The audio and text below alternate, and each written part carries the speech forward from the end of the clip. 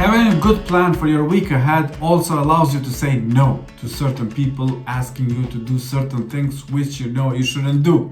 And this is very important because when you have a plan, you have a justification why you're saying no.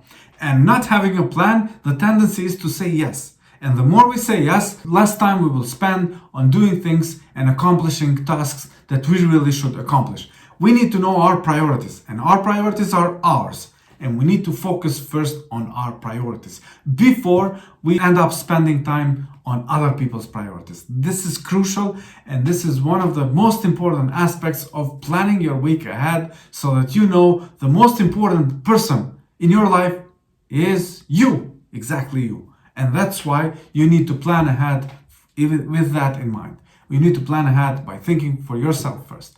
And don't be afraid to say no. But when you say no, you need to justify it, and usually you will find that justification in your plans.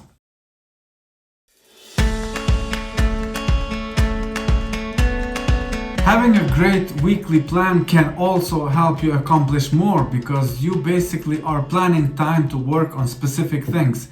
And if you can do this, you will also avoid interruptions. And those interruptions really are a big waste of time. For example, if you are planning to work on a report or on a document which requires your full attention and full concentration without interruptions, then what you can do, you can set 2 to 3 hours to work on this thing. And during that time, you can turn everything off, including devices, emails, notifications, whatever. And that basically allows you to focus fully on that task until you complete it. And once you complete it, that will give you a very good feeling of accomplishment, and you can continue then getting back to people who may have contacted you during those 2 to 3 hours.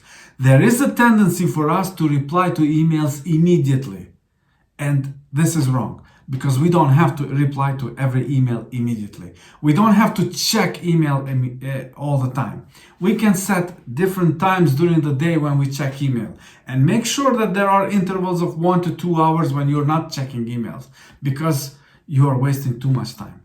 Imagine an average person picks up the mobile phone, smartphone, 150 to 200 times in a day. That's 150 to 200 times in a day.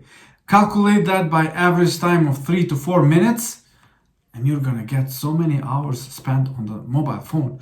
And these are the things which are not letting us be productive, are not letting us optimize our weekly schedule. So that being said, if you have a great weekly plan, definitely you will have a better result at the end of the week, because you will avoid many interruptions that otherwise you would not be able to avoid.